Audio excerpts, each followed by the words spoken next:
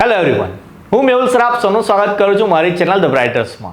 તો આજના વિડીયોની અંદર આપણે ડિપ્લોમા સેમેસ્ટર 4ના મિકેનિકલ એન્જિનિયરિંગના subject estimating, costing and engineering contracting એટલે કે ECEC એના ચેપ્ટર નંબર 1 ને 2ના મોસ્ટ આઈએમપી ક્વેશ્ચન જોઈશું. આ ક્વેશ્ચન તમને મિડ સાથે સાથે જીટીયુની એક્ઝામમાં પણ કામ લાગશે. તો બંને એક્ઝામને કન્સિડર કરીને તૈયારી કરવાની છે. જો મિડમાં તમે આટલા ક્વેશ્ચન તૈયાર કરશો તો પહેલાં કીધું તો એમ જીટીયુમાં તમને એટલો એડવાન્ટેજ મળશે. મિડમાં સારા માર્ક્સ આવે તો ઓવરઓલ રિઝલ્ટ સારું આવે. તમે પહેલાં 3 સેમમાં શીખી ગયા હશો, તમે પહેલાંથી મારી સાથે આવ્યા છો એટલે તમને હવે આઈડિયા છે કે એક્ઝામ કેવી રીતે આપવાની છે, ક્વેશ્ચનનો આન્સર કેવી રીતે લખવાનો, કેવી રીતે તૈયારી કરવાની છે. તો બસ આપણે એ જ રીતે હવે બીજા 3 સેમ બી પતાવવાના છે અને સારા એક એન્જિનિયર બનવાના છે. હવે આ જે સબ્જેક્ટ છે ટૂંકમાં તમને એન્જિનિયર બન્યા પછી શું કરવાનું છે એના વિશે શીખવાડે છે. ટોપિકના નામ છે એસ્ટિમેટિંગ છે એટલે અંદાજ કરતાં શીખવાનું, કોસ્ટિંગ છે એટલે ખર્ચ કરતાં શીખવાનું અને કોન્ટ્રાક્ટિંગ તો આપણે આગળ જઈને મોટી મોટી કંપની સાથે કોન્ટ્રાક્ટ બી કરીશું. આપણે સારા એન્જિનિયર બનીશું એવી આશા રાખીએ છીએ. તો સારા એન્જિનિયર બન્યા પછી આપણે કયા કયા કામ કરવાના છે એ આખો સબ્જેક્ટ છે આપણો.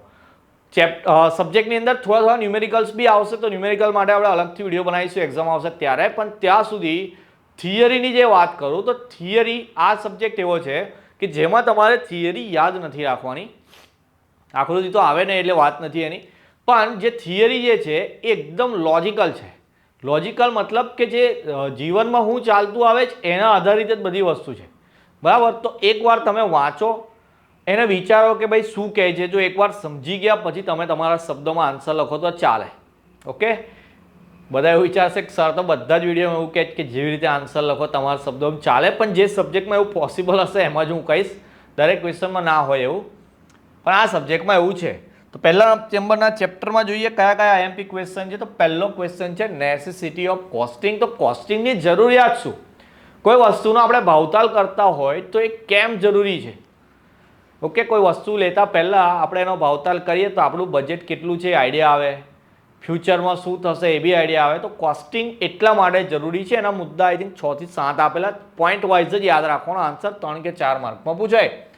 Objective of estimating. તો એસ્ટિમેટિંગના હેતુઓ કયા કયા, કેમ એસ્ટિમેટિંગ કરવું એ જ ક્વેશ્ચન છે આ બી.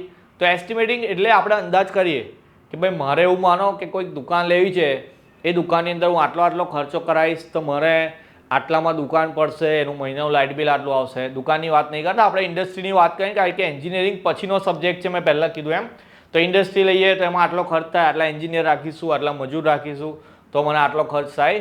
તો એ બધું એસ્ટિમેટિંગ કહેવાય. એવું બી વિચારે કે વર્ષ પછી મને કેટલો પ્રોફિટ થશે. હવે ઇન્ડસ્ટ્રી ખોલે એટલે આપણે પ્રોફિટ તો કરવાના જ ને, ખિસ્સા ભરવા માટે જ તો આપણે એન્જિનિયર બન્યા છે. તો આગળ જઈને આપણા ખિસ્સા ભરવા માટે કયું એસ્ટિમેશન કરવાનું એ ક્વેશ્ચન છે આપણો એનો. Necessity of contracting. ચલો હવે કોસ્ટિંગની વાત કરી, એસ્ટિમેટિંગની વાત કરી, હવે કોન્ટ્રાક્ટિંગ કેમ જરૂરી છે?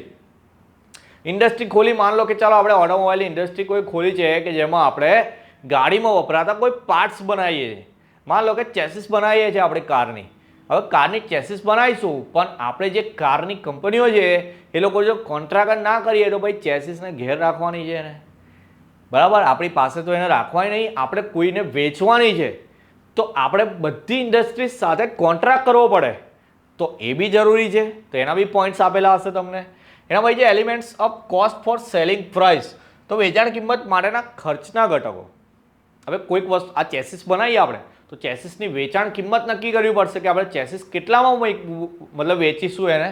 તો એ વેચાણ કિંમત સેલિંગ પ્રાઇસ થઈ ગઈ. તો એના ઘટકો કયા કયા? તો મેં તમને એવું કહું કે ચેસિસ માટે આપણે જે રો મટીરિયલ લાવીએ એ બી ગણવું પડે. એ ચેસિસ માટે કામ કરતા મજૂરો છે એમનો ખર્ચ બી ગણવો પડશે. આપણે એન્જિનિયર કોઈ કંપનીમાં નોકરી કરતા હોઈશું તો આપણો પગાર બી ગણવો પડે કે જેની ઇન્ડસ્ટ્રી હોય એને, બરાબર. લાઇટ ચાલતી હોય, પંખા ચાલતા હોય, વોટ એવર કોઈ બી એનું લાઇટ બિલ જોવાનું. આપણે ચેસિસ બનાવીને કોઈ કંપનીને આપવા જઈએ તો ટ્રાન્સપોર્ટેશન બી થાય, રો મટીરિયલ લાવવા માટે બી ટેમ્પા ભાડું થાય. તો એ બધી વસ્તુ ચેક કર્યા પછી થોડોક પ્રોફિટ ઉમેરીને વેચાણ કિંમત નક્કી કરવાની, બરાબર. તો એ બધા ઘટકોની વાત કરવાની છે અહીંયા. પછી તફાવત છે, 3 તફાવત છે. ઓકે, એસ્ટિમેટિંગ કોસ્ટિંગનો એક તફાવત છે specific order costing and continuous operating costing. Okay, ચલો આ બે ક્વેશ્ચનનો તફાવત તૈયાર કરવાનો છે. એમાં તમે 5-6 મુદ્દા એટલીસ્ટ બંને બાજુ યાદ રાખો. તો ક્વેશ્ચન 3 માર્કમાં કોઈક વાર અલગથી પૂછાય છે કે explain specific order costing. Either continuous operating costing, તો એ આવડવું બી જરૂરી છે. બરાબર. તો તફાવત તૈયાર કરો તો એવું બી દિમાગમાં રાખવાનું કે તફાવત સિવાય મારે જો અલગથી ક્વેશ્ચન પૂછાય તો કેવી રીતે આન્સર લખવાનો છે. અને બીજો ક્વેશ્ચન છે fix cost and variable cost, એટલે કે સ્થાયી ખર્ચ ને ચલિત ખર્ચ. જેમ કે આપણી ઇન્ડસ્ટ્રી છે એમાં સ્થાયી ખર્ચમાં કયા કયા આવે? આપણી ઇન્ડસ્ટ્રી એવું માનો કે આપણી ઇન્ડસ્ટ્રીમાં જેટલા બી એન્જિનિયર કામ કરતા હોય તો મારે એને દર મહિને પગાર આપવાનો એ ફિક્સ ખર્ચ. ભલે ઓછી ચેસીસ બનાવીએ કે વધારે બનાવીએ પણ મારે એમને સેલેરી તો આપવી જ પડે. દુકાન લીધી હોય તો દુકાનનું ભાડું બી મારે આપવું જ પડે. ઇન્સ્યોરન્સ કરાયો હોય તો ઇન્સ્યોરન્સ બી આપવો પડે. તો અમુક કિંમત એવી હોય કે જે ફિક્સમાં આવે. બીજી ચલિત ખર્ચ છે. હવે ચલિત ખર્ચમાં શું છે તો એવું માનો કે આ વખતે ઓછી ચેસીસ બનાવવાની, આવતા મહિને વધારે બનાવવાની, તો ઓછી ચેસીસ માટે ટ્રાન્સપોર્ટેશન ઓછું થઈ જાય, મજૂરો ઓછા રાખવા પડે તો મજૂર ખર્ચ ઓછો થઈ જાય, વધારે બનાવીશું તો એ. તો જે વેરિયેબલ છે એટલે કે જે બદલાતો રહે, જેટલું કામ પ્રમાણે બદલાતો રહે એ ચલિત ખર્ચમાં ગયું. ઓકે, આવું લોજિકલ છે બધું. એટલે જ કહું કે એકવાર વાંચશો તો તમને આઈડિયા આવી જશે. અને ફરી કહું છું કે વાંચો તો મોઢે કરવા ના બેસતા. કોઈક વાર એવું થાય કે વાંચે મોઢે કરવા જઈએ, મોઢે ના થાય તો ફ્રસ્ટ્રેશન થઈ જાય તો મૂકી દઈએ આપણે ચોપડી. એટલે કહું છું કે પહેલી વાર જ્યારે વાંચો તો મોઢે કરવા નહીં બેસવાનું. ઓકે, ચાલો બીજા ચેપ્ટરની વાત કરીએ. બીજા ચેપ્ટરમાં 4 જ ક્વેશ્ચન, એકદમ બેસ્ટ ચેપ્ટર છે આપણું આવ્યું.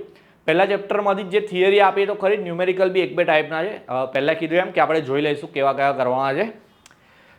થિયરીની વાત કરું છું અત્યારે તો બીજામાંથી બ્રેક ઇવન ચાર્ટ ડ્રો કરવાનો છે. પછી assumption in break even chart, તો જ્યારે બ્રેક ઇવન ચાર્ટ દોરતા હોય ત્યારે કઈ કઈ ધારણાઓ કરવાની એ. ત્રીજો ક્વેશ્ચન છે importance of break even chart, તો બ્રેક ઇવન ચાર્ટનું મહત્વ. અને ચોથો ક્વેશ્ચન છે બ્રેક ઇવન ચાર્ટના ફાયદા અને મર્યાદા, એટલે કે એડવાન્ટેજ એન્ડ લિમિટેશન્સ.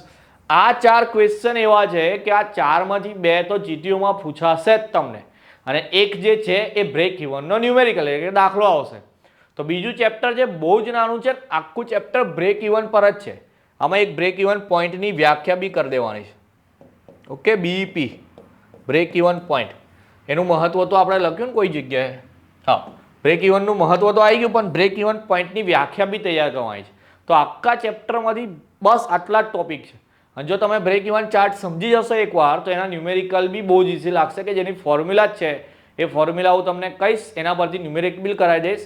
પણ અત્યારે થિયરી આપું છું એટલે પાકી કરી લો. ન્યુમેરિકલ ક્યારે કરાવીશ અત્યારે મને બી નહીં ખબર, અને બહુ ટૂંક સમયમાં તમને ન્યુમેરિકલ બી તૈયાર કરાવીશ. પણ ત્યાં સુધી જેટલા બી સબ્જેક્ટની હું તમને આઈએમપી થિયરી આપું, જે મિડમાં બી કામ લાગશે, જીટીયુમાં બી કામ લાગશે, તો તમારે એટલી પાકી કરી લેવાની. જેમ જેમ ટાઈમ મળતો રહેશે, મારી પાસે લોડ વેરિએટ થયો કરશે, તો પછી હું તમને ન્યુમેરિકલના બી વિડીયો બનાવીને પ્રોવાઈડ કરીશ. ઓકે, પહેલાં કીધું એમ એક્ઝામની બરાબર તૈયારી કરજો. મિડની તૈયારી તમને જીટીયુમાં પણ કામ લાગશે ને તમારું ઓવરઓલ રિઝલ્ટ સારું કરાવશે. પહેલાં 1-2 સેમ કાં તો ત્રીજું સેમ બી મસ્તી નીકળી ગયું હોય તો હવે છેલ્લા 3 સેમ સિરિયસલી લઈએ અને એક સારા એન્જિનિયર બનીને આપણે હવે માર્કેટમાં ઇન્ડસ્ટ્રીમાં જઈએ તો આપણું ફ્યુચર સારું રહે. ઓકે, તો મળીએ નેક્સ્ટ વિડીયોમાં. ત્યાં સુધી તમારું ધ્યાન રાખશો, બરાબર તૈયારી કરતા રહેજો. જય હિન્દ, જય ભારત.